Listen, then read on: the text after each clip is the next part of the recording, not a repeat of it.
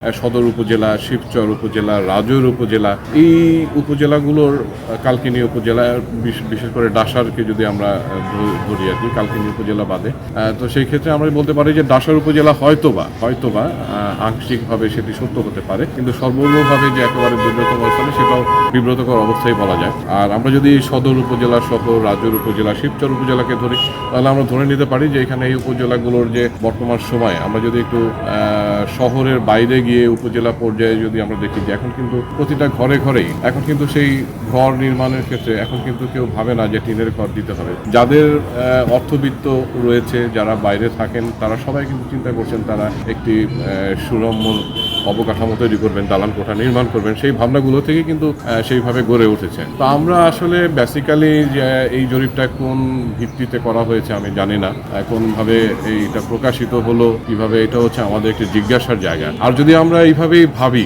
যে বর্তমান সরকারের কাছে আমাদের চাওয়া পাওয়া থাকবে, যদি বলা হয় যে মাদারীপুর একটি দরিদ্র জেলা, তাহলে আমরা বলবো প্রথমত যে মাদারীপুর জেলার প্রতি সরকারের দৃষ্টিভঙ্গি পাল্টানো উচিত। মাদারীপুর জেলা যেন দরিদ্রত অবস্থানে না থাকে, সেই জায়গা থেকে যেন বেরিয়ে আসতে পারে। সেক্ষেত্রে মাদারীপুরের জনগণের ভাগ্য উন্নয়নের জন্য সরকারের পদক্ষেপ নেওয়াটা জরুরি। বিশেষ করে ডাসার উপজেলা যে দরিদ্রতম অবস্থানটা দেখানো হয়েছে, সেটির প্রতিও সরকারের দৃষ্টি দেওয়া উচিত, যাতে ডাসারের মানুষ এই দরিদ্রতম স্থান থেকে বা দরিদ্রতম জায়গা থেকে তাদের জীবন মান উন্নয়ন করতে পারে। নিউজ দেখলাম যে আমাদের মাদারীপুর জেলাকে খুবই দরিদ্র জেলা বলা হয়েছে। আসলে এই বিষয়টা আমরা মেনে নিতে পারতেছি না, কারণ আমার দেখা মতে আমার ভাই বেরাদার, চাচতো ভাই, ফুয়াতো ভাই, মামাতো ভাই, আমি ছোটকাল থেকে দেখে আসতেছি তারা ইউরোপে দেশে থাকে। আমার আপন বড় ভাই গ্রিসে থাকে, আমার মেজো ভাই ইটালিতে থাকে, আমার চাচতো ভাইরা সুইজারল্যান্ড থাকে, আমার ফুয়াতো ভাই স্পেন থাকে, এবং কি তারা প্রতি মাসে রেভিডেন্স পাঠায়। আমি নিজের হাত দিয়ে রেভিডেন্স উঠাই। আমার ফ্যামিলি, আমার ভাই, আমরা অ্যাকচুয়ালি চলি রেভিডেন্সের উপরে। লাখ লাখ টাকা তারা পাঠায়। গত মাসে আমার বাইরের কাজও ধরছে। তো আসলে এইসব কথা আমরা আসলে মেনে নিতে পারতাছি না। এই নিউজটা আমার কাছে ঠিক লাগলো না, কারণ আমাদের ফ্যামিলির মধ্যেও আমার মামা, চাচা, এমনকি আমার খালতো ভাইও ইউরোপে থাকে, এমনকি আমাদের এই জেলার মধ্যে বেশিরভাগই মানুষ ইউরোপে থাকে। তো এই নিউজটা আমার কাছে ঠিক লাগলো না। এই নিউজটাকে আরো ভালোভাবে প্রচার করা উচিত। এরা তো বিদেশে আছে, প্রচুর পরিমাণে বিদেশে আছে, চাকরি আছে, ব্যবসা বাণিজ্য আছে। হ্যাঁ, এইখানে আমাদের মূলত বিল এলাকায় এক ফসলি জমি, সেই হিসেবে এইখানে সবাই মোটামুটি নির্ভরশীল। এখন এখানে যে একেবারে ওই যে রিপোর্টে যে আসছে দারিদ্র সীমার নিচে, এরকম তো আসলে আমার মনে হয় না। হ্যাঁ, আমরা তো কয়েক বছর আগেও আমরা জানতাম যে আমাদের মাদারীপুরের চাকরিজীবী কিংবা মাদারীপুর জেলা আমাদের ধনী জেলার মধ্যে কয়েকটা, কিন্তু একেবারে হঠাৎ এরকম আমার কাছে এরকম মনে হয় না। আমাদের পেশা হলাম কাজ করা, যেমন মাঠের কাজ, ওই ধান চাষ করা, ধানের যত্ন দি করা, তারপর ওই বর্ষার সময় মাছ ধরা, পড়শি চাষ করা ঠরা,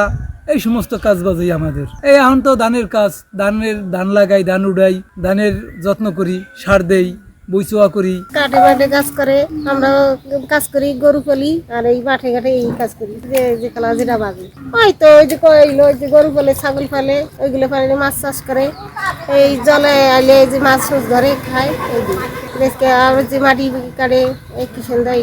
আনিছে তো পোলাপান লেখাপড়া করতে পারি নাই, কষ্টে অভাবে, মানে ঠাকুর ইচ্ছে নজদিনে মানুষের 5 জনের ইয়ে পেশায় এই যে মাঠে ঘাটে কাজ করে, কেউ পোল্ট্রির মুখে ফার্ম করে, কেউ গরু ফার্ম করে, কেউ ছাগল পালে, মুখরে বলে হাঁস পালে, তো করবো আর কি করবো, সেরকম তো নাই বেশি।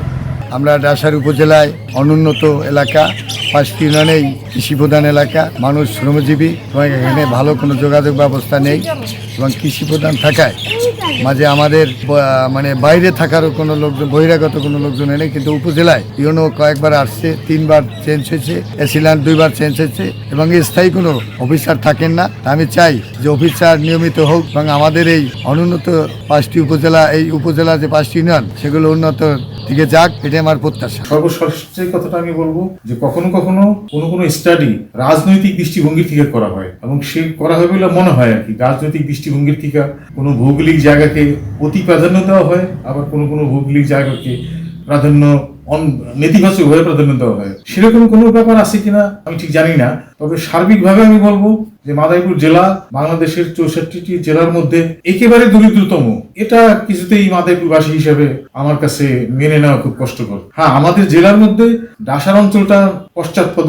ডাসার অঞ্চল, ডাসার নতুন উপজেলা এবং ওই কালকিনি উপজেলা থাকা সত্ত্বেও কালকিনির এই পশ্চিম অঞ্চলটা বর্তমানে যেটা ডাসার, সেটা দরিদ্রতম মানুষের একটা অবস্থান আছে, ছিল, এবং এটা হয়তো মেনে নেওয়া যায়।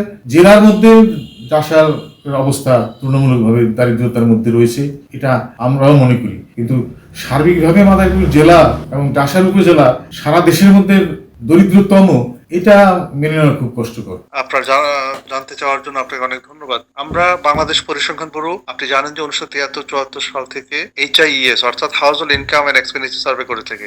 HIES থেকে আমরা দারিদ্র পরিসংখ্যানটা পেয়ে থাকি ন্যাশনাল, রুরাল, আরবান এবং ডিভিশন পর্যায় পর্যন্ত। শুধু ব্যতিক্রম ছিল 2016 সালের HIES জেলা এস্টিমেট দেওয়া হয়েছিল। তাহলে সরকার এবং অংশীজনদের কাছে আমরা জেলা এবং উপজেলা পর্যায়ে দারিদ্র চিত্রটা কিভাবে দিয়ে থাকি? আমরা দিয়ে থাকি দারিদ্র মানচিত্রের মাধ্যমে, অর্থাৎ যেটাকে পভার্টি ম্যাপ বলছি আমরা। পভার্টি ম্যাপটি আসলে কোনো জরিপে সরাসরি বা কোনো শুমারির সরাসরি ফলাফল না, এটি আসলে HIES যে করি আমরা এবং জনশুমারি যেটা করেছি আমরা, যেটা করে থাকি, আগে আদমশুমারি নাম ছিল এটির, এই দুটি ডাটা সেটকে একসাথে অ্যানালাইসিস করে আমরা জেলা এবং উপজেলা পর্যায়ে দারিদ্র্যের মানচিত্র দিয়ে থাকি। এবং এই ক্ষেত্রে আমাদের পার্টনার হচ্ছে ওয়ার্ল্ড ব্যাংক এবং ওয়ার্ল্ড ফুড প্রোগ্রাম, যৌথ এবং দীর্ঘ 2000 সাল থেকে আমরা এই কাজটি করে আসছি। আমরা প্রথম করেছি 2000 সালে, সেকেন্ড কাজটি করি 2005-এ, থার্ড কাজটি 2010-এ, ফোর্থ হচ্ছে 2016 সালে, এবং সর্বশেষ 2022 সালে যে আদমশুমারি করেছি, জনশুমারি করেছি এবং HIES জরিপ করেছি।